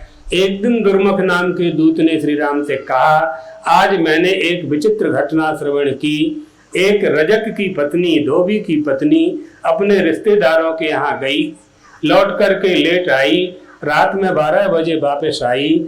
धोबी ने कहा, तुम रात्रि में कहाँ भ्रमण करती रही, आज के बाद मैं तुम्हें अपने घर में नहीं रखूंगा। मैं राम नहीं हूँ कि लंका में सीता जी के रहने के बाद भी उन्होंने अयोध्या के राजमहल में सीता जी को स्थान दे दिया, इसलिए तुम मेरे घर से निकल जाओ। श्री राम ने सोचा ये अच्छा अवसर है लोकापवाद से बचने के लिए। लक्ष्मण जी को बुलाया और कहा कि सीता जी को वाल्मीकि जी के आश्रम के आसपास कहीं जंगल में छोड़ करके आ जाओ। लक्ष्मण जी ने रथ में बिठाया और सीता जी को वहां छोड़ दी। ये सब कथा आएगी। अभी तो हम भूमिका बना रहे हैं कि रामायण कैसे लिखी गई, ये सब कथा में आएगा आगे। रामायण लिखी गई पहले तब ना हम पढ़ रहे हैं और आप सुन रहे हो। हजारों साल से लोग आचार्य लोग कथाएं सुना रहे हैं, तो उसका निर्माण कैसे हुआ वो बता रहे हैं अभी हम। छोड़ करके आ गए। वाल्मीकि जी वहां पहुंचे। लोग कहते हैं ना कि सीता जी का त्याग कर दिया और सीता जी को निकाल दिया। सीता जी ने स्वयं श्री राम से कहा, मैं वन में रहना चाहती हूँ। जिस रामायण में ये बात लिखी है कि सीता जी ने वन में जाने के लिए इच्छा प्रकट की, उसी रामायण में यह बात लिखी है कि धोबी ने अपनी पत्नी को घर से निकाला। तो एक ग्रंथ की एक बात स्वीकार करें, दूसरी स्वीकार न करें, ऐसा नहीं हो सकता। सीता जी की इच्छा पूरी करने के लिए रीति नीति परमार्थ स्वार्थ श्री राम सब जानते थे कब कब क्या करना है, कब क्या करना है। अब आ जाइए फिर से वाल्मीकि जी के आश्रम में। तो वाल्मीकि जी के आश्रम में उन्होंने सीता जी को रोते हुए देखा, पूछा कि बेटी तुम कौन हो? तो सीता जी ने कहा, अयोध्या नरेश रामचंद्र की मैं पत्नी हूँ, मुझे अयोध्या से निष्कासित कर दिया गया है, मैं आपकी शरण ग्रहण करना चाहता हूँ। वाल्मीकि जी ने कहा कि श्री राम ने जिसका त्याग कर दिया उसको हम कैसे आश्रय दे सकते हैं? सीता जी ने कहा, अभी अभी आपने बेटी कहा हमको, अगर आपकी बेटी होती तो वाल्मीकि जी चुप हो गए, अपने ब्रह्मचारियों को बुलाया और कहा सीता जी के लिए पर्णकुटी का निर्माण करो। जंगल से लकड़ी लाए, पत्ते लाए, घास लाए और पर्णकुटी का निर्माण किया। वहाँ उनका निवास बना दिया गया और कुछ दिनों के बाद 2 बालकों को उन्होंने जन्म दिया सीता जी ने वाल्मीकि के आश्रम में। उनका नाम था कुश और लव। कुश और लव। अब देखिए यहाँ रामायण ग्रंथ बन गया। अब वाल्मीकि जी सोच रहे हैं कि इसका प्रचार प्रसार कैसे हो, इसका प्रचार प्रसार कैसे हो। तो वो सोच ही रहे थे कि उसी समय 2 छोटे छोटे नन्हे नन्हे बालक उनके सामने आ गए, कुश और लव। बच्चों को रोको भैया, शांत करो उनको। कुश और लव दोनों आ गए। बस वाल्मीकि जी को जो वो चाहते थे वो प्राप्त हो गया। दोनों बालकों को पास में बुलाया और बैठा करके पूरी रामायण का उपदेश उनको कर दिया। दोनों बालकों से कहा, पूरे एक एक श्लोक को कंठस्थ करो और मुनियों के आश्रमों में जा जा करके इस कथा को सुनाओ, राम कथा का प्रचार प्रसार करो। तो कुश और लव, सबसे बड़े आचार्य तो कुश और लव हैं राम कथा के। वाल्मीकि जी के बाद कुश और लव ने कंठस्थ पूरी रामायण कर ली और ऋषियों के आश्रमों में जाकर के कथा सुनाने लगे, एक आश्रम से दूसरे, तीसरे, चौथे। इसी तरह से एक दिन कथा सुनाते सुनाते अयोध्या नगरी में दोनों बालक पहुंच गए। अब क्या होता है सुनिए। कुशीलवौ तु धर्मज्ञौ राजपुत्रौ यशस्विनौ भ्रातरौ स्वरसम्पन्नौ ददर्शाश्रमवासिनौ रूपलक्षणसम्पन्नौ मधुरस्वरभाषिणौ। बड़े ही सुंदर रूप वाले, शुभ लक्षण वाले दोनों बालक थे। दोनों भाई बड़े मधुर स्वर से वार्तालाप करते थे। जैसे बिंब से प्रतिबिंब प्रकट होता है, उसी प्रकार श्री राम के शरीर से उत्पन्न हुए दोनों राजकुमार दूसरे युगल श्री राम के जैसे ही दिखाई पड़ते थे। उन दोनों महात्माओं, दोनों बालकों को, ब्रह्मचारियों को अयोध्या की वीथियों में राम कथा, राम चरित्र गायन करते हुए भरत जी ने देखा, मंत्रियों ने देखा, प्रजावासियों ने देखा, राम का चरित्र सुना रहे थे। जैसा जो देखता था वह बिल्कुल किंग कर्तव्य विमूढ़ होकर के देखते ही रह जाता था, सुनते ही रह जाता था। भरत जी ने सुना, नीचे आए, दोनों के पास गए। श्री राम का ये महल है, श्री राम के महल में चल करके इस चरित्र का हम जो गायन आप कर रहे हैं, इसका श्रवण हम लोग करना चाहते हैं। दोनों भाई, दोनों ब्रह्मचारी श्री राम की राज्यसभा में आ जाते हैं। सिंहासन पर राम दरबार लगा हुआ है, श्री राम बैठे हुए हैं, सारी माताएं बैठी हुई हैं, सुमंत्र जी बैठे हुए हैं, वशिष्ठ जी बैठे हुए हैं, प्रजा बैठी हुई है। सीता जी को छोड़ करके सब सभा में सब कोई है। और दोनों बालक रामचरित्र का गायन प्रारंभ करते हैं। वो नहीं जानते हैं कि जिनका चरित्र हम गा रहे हैं, जिनकी कथा हम सुना रहे हैं, वो हमारे पिता यही है जो सुन रहे हैं। वो नहीं जानते, दोनों बालक नहीं जानते कि हमारे पिता श्री राम हैं। श्री राम अंतर्यामी है, इसलिए जानते हैं कि दोनों बालक हमारे हैं। लेकिन भरत जी नहीं जानते, लक्ष्मण जी नहीं जानते हैं, शत्रुघ्न नहीं जानते, माताएं नहीं जानती, प्रजा नहीं जानती कि राम कथा सुनाने वाले दोनों बालक कौन हैं और कहाँ से आए। सबको लगता है ऋषि पुत्र हैं, लेकिन बड़े तेजस्वी। उनके बाल मुको जूड़ा बंधा हुआ है, वो बहुत सुंदर छोटे छोटे से मधुर स्वर में गान करते हैं।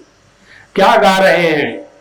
अयोध्या नाम नगरी तत्रासी लोक विस्तृता मनुना मानवेंद्रेण या पुरी निर्मिता स्वयं।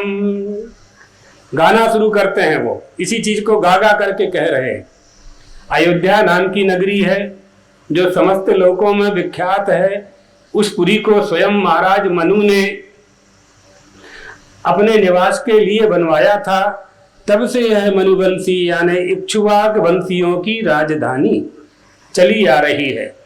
सरयू नदी है जिसको वशिष्ठ नंदिनी भी कहते हैं, मानस नंदिनी भी कहते हैं। यह मानस सरोवर से निकली है। अयोध्या का नाम अवध पड़ा है। अवध माने जिसकी अवधि यानी सौंदर्य की सीमा नहीं है जिसकी, और अयोध्या माने जिस पर कोई विजय प्राप्त नहीं कर सकता कभी। उस नगरी का नाम अयोध्या। उसमें एक राजा महाराज दशरथ निवास करते हैं।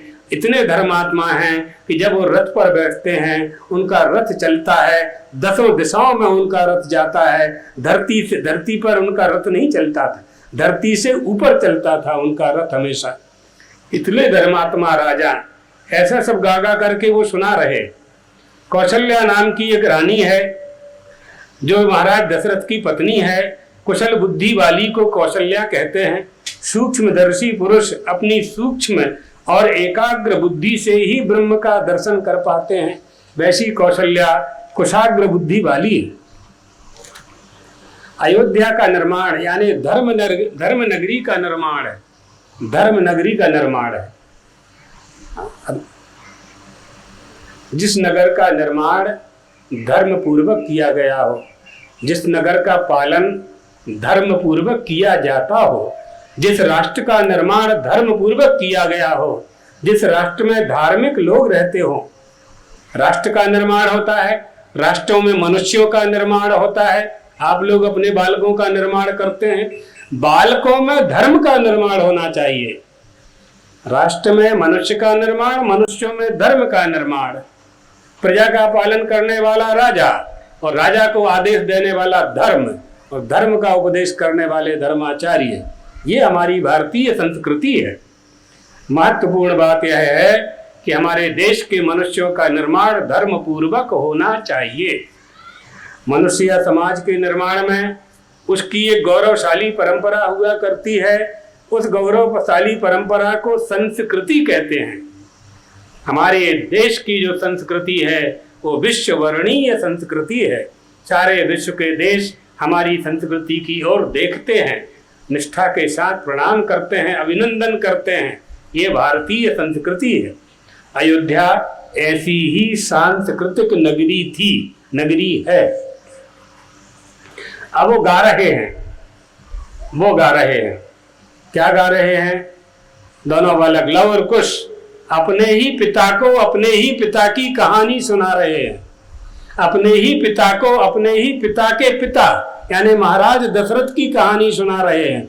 एक बार भूपति मन माही भई गिलानी मोरे सुत नाही। महाराज दशरथ के पास सब कुछ था, संतान नहीं थी। कई विवाह किए, अंत में 3 विवाह किए, कौशल्या, सुमित्रा, कैकेयी, फिर भी संतान नहीं हुई। दुखी हो गए, गुरु के पास गए। गुरु ने कहा कोई बात नहीं, हो आई सुत 4 बेटे होंगे। क्या करना होगा? यज्ञ करना होगा। कौन सा यज्ञ करना होगा? पुत्रेष्टि यज्ञ करना होगा। पुत्रेष्टि यज्ञ के पहले अश्वमेध यज्ञ करना होगा। अश्वमेध यज्ञ का आचार्य मैं बनूंगा और पुत्रेष्टि यज्ञ के आचार्य ऋष्यशृंग ऋषि बनेंगे। उनको जाओ, निमंत्रण दो, सरयू के किनारे यज्ञशाला बनाओ, यज्ञ होगा और यज्ञ नारायण भगवान तुम्हें आशीर्वाद स्वरूप पुत्र प्रदान करेंगे। इस तरह गा गा करके दोनों भाई श्री राम को उनके पिता दशरथ महाराज की कहानी प्रारंभ करते हैं। वाल्मीकि जी ने जो लिखा वही कुश और लव ने गाया, उसी को तुलसीदास जी ने और दूसरे रामायणकारों ने, सभी लोगों ने आगे आगे आगे आगे काव्य के रूप में परिणत किया। कल भगवान के अवतार की कथा हम आपको सुनाएंगे, कैसे यज्ञ नारायण भगवान प्रसन्न होते हैं और तस्मई चरु प्रदान करते हैं और महाराज दशरथ के घर में परमात्मा श्री राम ब्रह्मानंद के रूप में अवतरित होते हैं। दशरथ पुत्र जन्म सुनि काना, मानव ब्रह्मानंद समाना। मानव ब्रह्मानंद समाना, इसकी कथा हम आपको कल श्रवण कराएंगे। श्री राम जय राम जय जय राम। श्री राम जय जय राम। श्री राम जय जय राम। श्री राम जय जय राम। प्यारे जरा तो मन में विचारो, प्यारी जरा तो मन में विचारो, क्या साथ लाए क्या ले चलोगे, क्या साथ लाए क्या ले चलोगे। जाता सदा साथ यही पुकारो, जाता सही साथ यही तुम पुकारो। गोविंद दामोदर माधवेति, गोविंद दामोदर माधवेति। धर्म की जय हो, अधर्म का नाश हो, प्राणियों में सद्भावना हो, विश्व का कल्याण हो। गौ माता की जय हो, आनंद कंद भगवान रामचंद्र की जय हो, जगदम्बा महारानी की जय हो, जगत गुरु शंकराचार्य भगवान की जय हो। हर हर महादेव।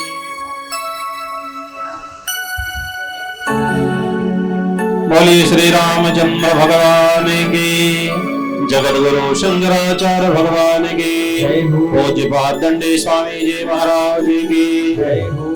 हम सभी भगवान श्री रामचंद्र की शारदीय कथा श्रवण कर रहे थे। आइए आगे के क्रम में सब मिलकर के भगवान की आरती करेंगे। इसके पहले श्री अशोक मिश्रा जी जो जबलपुर से आए हैं व्यासपीठ का पूजन कर रहे हैं। साथ में श्रीमती सुधा मिश्रा जी हैं, श्री विमल तिवारी जी केवलारी, श्री राजकुमार दुबे जी केवलारी, श्री छोटेलाल दुबे जी केवलारी, श्री बलराम पटेल घोटी, श्री धन्नू पटेल दुधिया।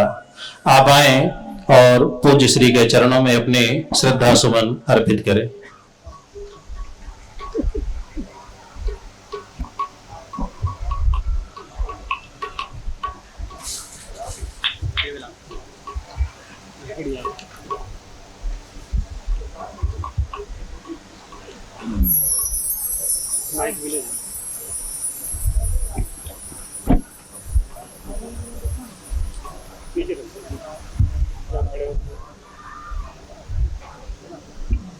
यजमान अपने स्थान में खड़े हो जाएं।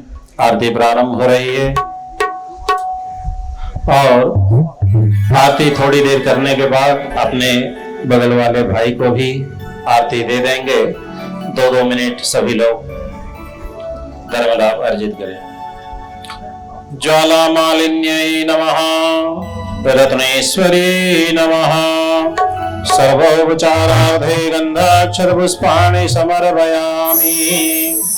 इदगुं हवे भजनं मे यस्तु दश वीरगुं सर्वगणगुं सस्ताय आत्मशनि प्रजा शनि वस शनि लोक शनि भय शनि अग्निः प्रजां बहुलां मे करो त्वं नं भयोरे अस्मासु दत्ता। हे राजा राम तेरी आरती उतारो, हे राजा राम तेरी आरती उतारो, हे आरती उतारो हे राधा राम तेरी आरती उतारो आरती उतारो प्यारे तुम्हें को मनाओ आरती उतारो प्यारे तुमको मनाओ आरती उतारो प्यारे तुम्हें को मनाओ आरती उतारो प्यारे तुमको मनाओ भगवत बिहारी तेरी आरती उतारो भगवत बिहारी तेरी आरती उतारो भगवत बिहारी तेरी आरती उतारो भगवत बिहारी तेरी आरती उतारो हे राधा राम तेरी आरती उतारो हे राधा राम तेरी आरती उतारो जनक सिंहासन राजत जोड़ी जनक सिंहासन राजत जोड़ी जनक सिंहासन राजत जोड़ी जनक सिंहासन राजत जोड़ी दशरथ नंदन जनक की जोड़ी दशरथ जनक की जोड़ी युगल छवि को सदा निहारो युगल छवि को सदा निहारो हे राधा राम तेरी आरती गाओ हे राधा राम तेरी आरती गाओ भगवत बिहारी तेरी आरती गाओ भगवत बिहारी तेरी आरती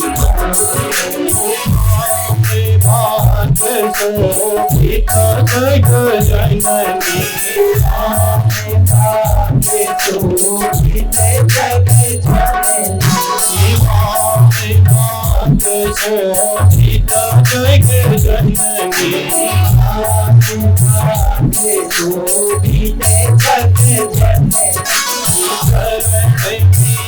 आगता है सुखयंजनी विराजते हैं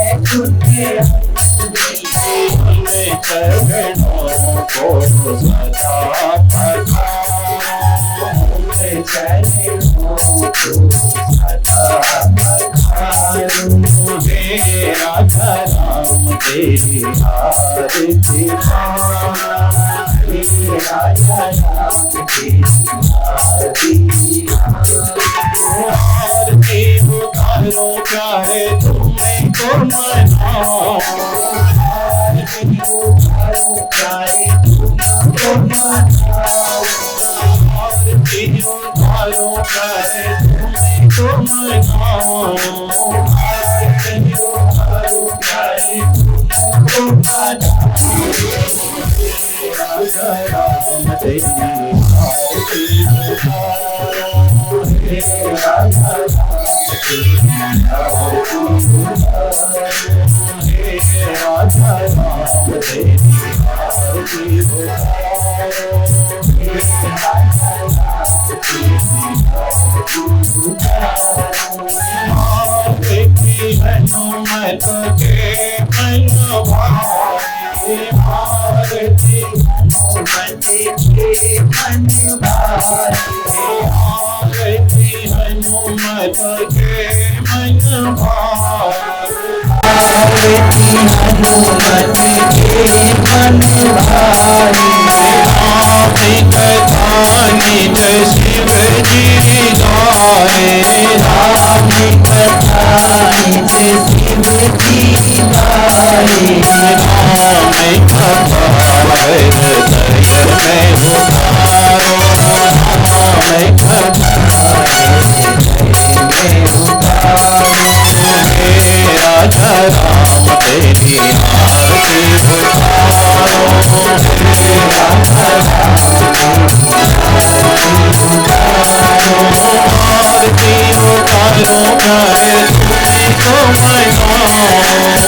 आरती उतारूं प्यारे तुमको मनाऊं, आरती उतारूं प्यारे तुमको मनाऊं, आरती उतारूं प्यारे तुमको